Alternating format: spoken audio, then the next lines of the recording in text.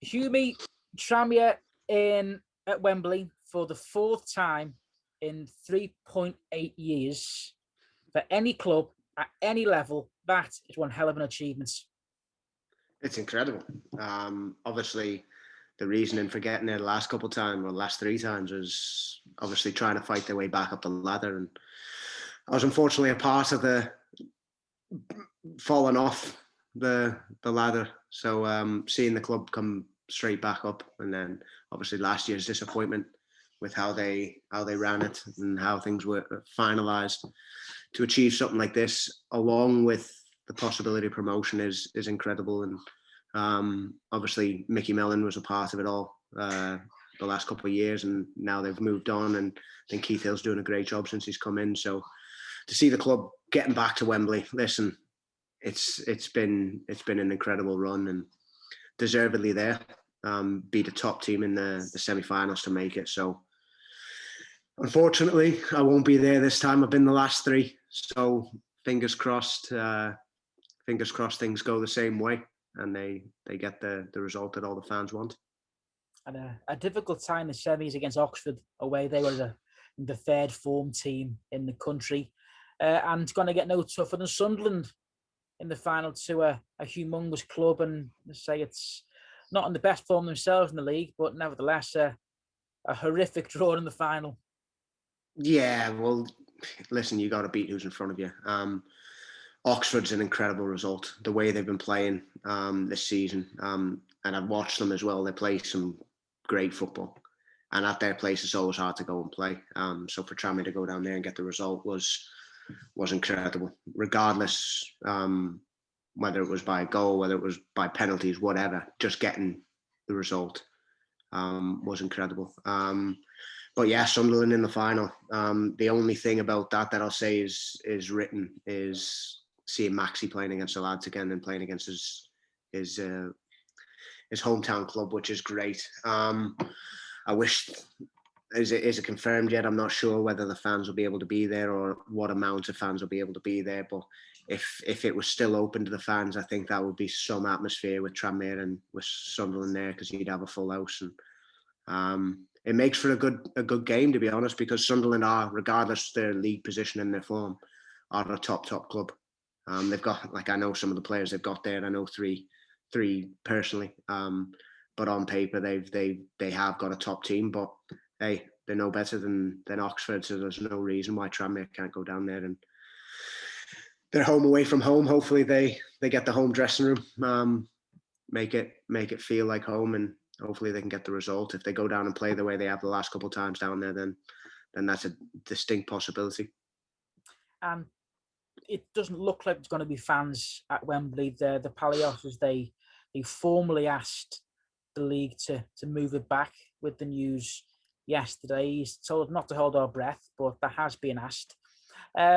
With that being said, will that play to Rovers' advantage, though? Because Sunderland, without a shadow of a doubt, would have sold out their allocation 3 or 4 times, and would have, this is no disrespect to Tranmere, they would have absolutely dwarfed us in terms of the crowd that we'd have taken down there.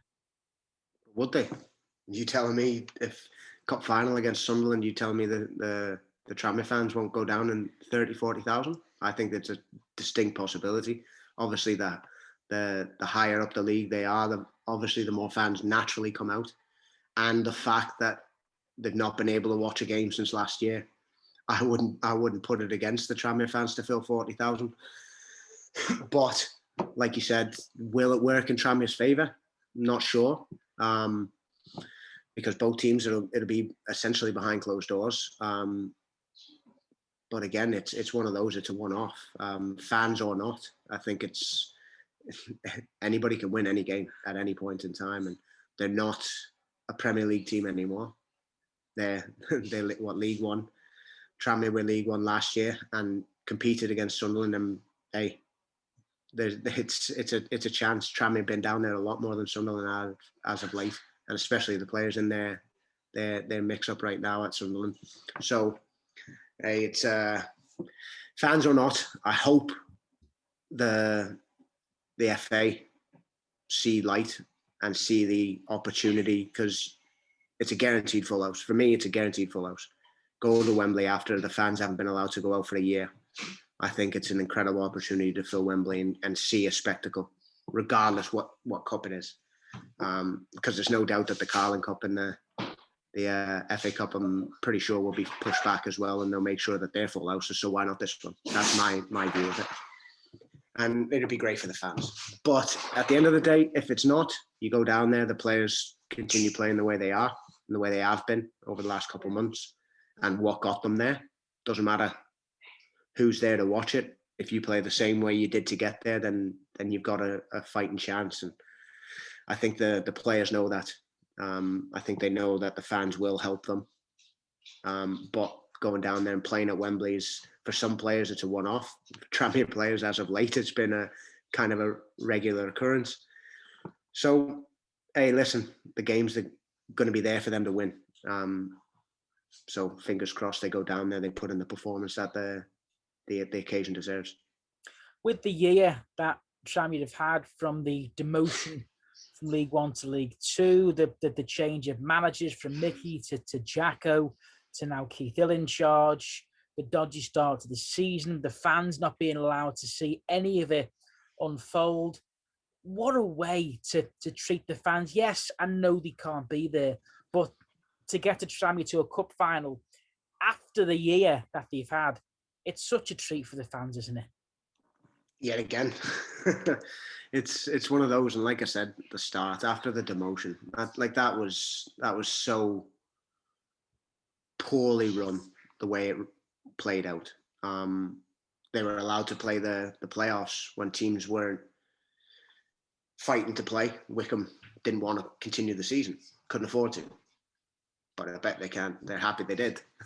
So I didn't see any reason why they shouldn't have done the rest of the season behind closed doors and give teams a fighting chance to stake their claims in the divisions. And Tranmere, it was extremely harsh the way things ran out. But again, it's behind us now. It's behind the club now. And I think getting to Wembley after, like you said, Mickey leaving was a tough one to take. You understand why he did. But it was a tough one to take for everybody involved. Jacko, unfortunately, things didn't work out, but they've brought in Keith, and Keith Hill's he's a proven coach. He's a proven player of good-looking football, at least whenever I've played against his teams over the years. So if the club can continue with that and keep Keith on, when the fans do come back, especially if they go down there and get the trophy, you're telling me there's not going to be a good few thousand people at Prenton Park when the bus arrives? I think it will be a certainty. So yeah, it's fighting back from what's happened. I think it's amazing the way they've done it. Like I said, it all stems back to Oxford away. That was a massive, massive result against a very, very good team. So going down to Sunderland, nothing to fear. Come back with the trophy, fingers crossed, and give the fans and the club and the Wirral something to cheer for. Hubie, you've been lucky enough to play at Wembley yourself. I think it was Fleetwood you were there with. Am I right? Yeah. Yeah. As a player, what's it like to play at Wembley? Hot. It's one of those things. Like, it wasn't the biggest game. I think we only had like 18,000 people there. So it wasn't a massive game, but it was just incredible. The stadium's immense. The pitch is always in incredible shape, and obviously coming away with the win always makes it better. But the lads at Tranmere are used to it now. At least, well, the mainstay. Obviously, there's a couple of new boys in, but even the ones you've brought in, Varney, he's been around. Jay Spear has been around.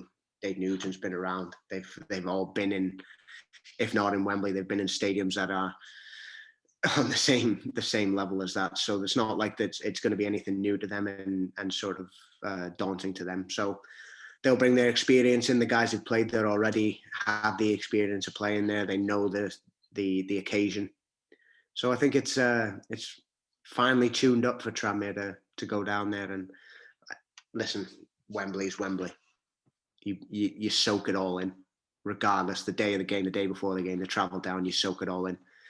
And then it just depends on the result, as whether you remember it for the rest of your life or you firmly try and sweep it aside. So I think the lads will be ready for it, and I'm sure Keith will be ready for it, and then they'll be raring to go. And I'm pretty sure you want to wish them all the very best too, because a chance to win a cup, not a promotion, a cup for the first time in 30 years. Oh, it's promotions. They're a long, grueling season. And if you can get up playoffs or automatic, they're incredible. But cup runs are always sweet. Like obviously being a part of them with Tranmere when I was younger, and had a couple little runs with Leicester and that. They're great to be a part of. Getting to Wembley, the pinnacle of it all. Listen, if you can go down there, listen, all the best to the boys, because it's huge, and they know what it's like to play there. They know what it's like to be successful there. So if they can go down there and do what they've been doing over the last couple of months, then they've got a great opportunity to come back with a trophy. And like you said, over 30 years since the club's won any sort of trophy, any sort of cup, is it's incredible. And I think it's something that the club will be extremely, extremely proud of. The cup that we're in, it's got a lot of bad press over the past couple of seasons with the introduction of the under 21, under 23 team from the Premier League squads. I know you've played this in the old format, but now it's been reformatted with the group stage and those teams put into it. We've just been speaking to John Achterberg. He was an advocate of it. He's enjoying seeing some of his younger goalkeepers and players from Liverpool get a chance to play against Football League clubs and men. What are your thoughts on it? Well, that's what the loan system's there for, if you ask me. If you want your players to play first team football, then you get them out on loan. Even though I'm not a massive advocate of the loan system, because I think a lot of clubs have far too many players on loan and far too many players on their books. But no, I don't agree with Diggs, with Big John. I think they've got the Carling Cup, they've got the Champions League, they've got Europa League, they've got the FA Cup, they've got the Premier League, they've got the Championship. Leave them there. They've got enough games. They always complain about games and about the schedule. Leave this for the lower league clubs. Like, at the end of the day, the likelihood of a lower league club making quarterfinals, semi-finals of the Carling Cup and the Premier League are very, very slim. But the old Johnson's Paint and LDV vans that I know it as, they're the opportunity for the smaller clubs to play at Wembley or Millennium Stadium when that was the case. Leave it. Allow them to do that. If these bigger clubs want to send players out on loan to get this opportunity, then allow that. But for the clubs, this is a massive payday, and if you can go down there and obviously going to be on TV, you're going to have a couple other games on TV in the run up to it. You don't want to sit and watch your TV and watch Leicester under 23s or Liverpool under 23s against Tranmere Rovers or Oxford. You don't. You'd rather see two Football League teams fighting it out. So for me, I'm the polar opposite to John. I think it should be left for the League One and League Two teams. And as far as the group stage thing, I'm neither here nor there with that. I think it gives you the opportunity to, either way, you're going to earn your right going through. I think if you're going to do the adding in other clubs, I think maybe you do a sort of playoff round with some of the conference teams and give them the opportunity to do it. But other than that, I think the format is fine as far as the way they're running it. But for me, I think the teams need to be limited to League One and below. And of course, too, during the group stage, if it finishes as a draw, you don't just get a point.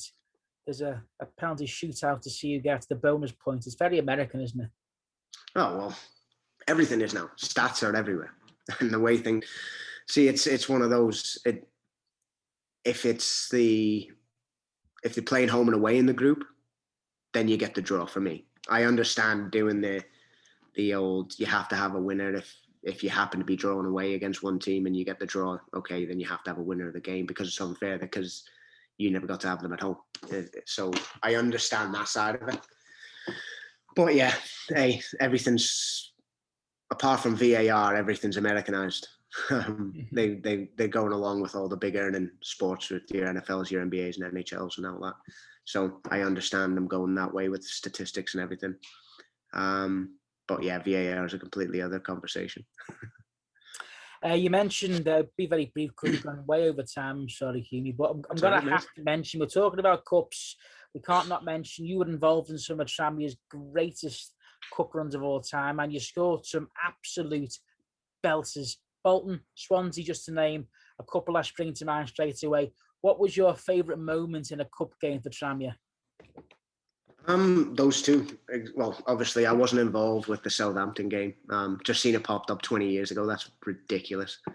Where's that time gone? I was in. You came on a good. Played at Everton. Well, that was it. I played at Everton. I missed I had international duty, so I missed not like I would have been involved or anything, but I missed the Liverpool game, and then obviously, I missed the Southampton game. I came back and watched it, and then obviously, the Liverpool game happened. But yeah, I can't look further than, like you just said, the Bolton and Swansea. Incredible. Against the Bolton team we played it was a first team. They obviously threw in a couple of youth team players or not youth team, reserve team players, but they were a first team. They were a team that was top half of the Premier League. So to get the draw at home, and obviously leave it harder for ourselves to go to the Reebok, but to get that result there, and obviously being a part of it and being able to score the goal, we had a great group of lads there, and we had lads who would run through brick walls for each other, and that was the way we played all the time then. And then to bring it back home for Swansea and do it live on TV the next round, and that was our year, man. That was incredible. Like we could have gone all the way. Obviously, Millwall the next round was a tough one, and some guy Tim Cahill ends up banging a goal against us. We had a great opportunity, but that year was just a great run. Obviously, we had some bigger runs the couple of years before, when obviously we went to cup final and beating the teams in the FA Cup and whatnot under Aldo. But that was it. That was Tranmere. Tranmere was embedded in giant killing, and not many lower league teams have done that since then. So I think it's something that the club is massively, massively proud of, and obviously to be a part of it in some way. And then obviously as I started breaking into the team more often, I was more heavily involved in it. But yeah, listen, FA Cup, Carling Cup, any cup competition is incredible, especially with the history that Tranmere's got in them, and for them to make the final this year for this, I think it's fingers crossed it's there for them, and I hope they come back with the trophy, because it'd be beautiful to be coming back home and on the bus with the trophy and have plenty of people sitting there singing. And a quick note, those two screamers that you scored, they were both left-footed. Yeah, it's not my weaker foot though, is it? Is it? If you wanna go through my portfolio, I've got, I think majority of my bangers are with my left foot, so it's a debate. But no, it was an incredible time to be a part of the club, and obviously we went into these games expecting to get a result. And that there was no, we weren't scared of any of these clubs, and hopefully that's what Tranmere's like when they get to Wembley, because Sunderland are a massive club, but there's nothing to be afraid of. It 90 minutes, go out there, massive pitch, make the pitch huge, and go out there and do your thing, and hopefully lads come back with what they deserve.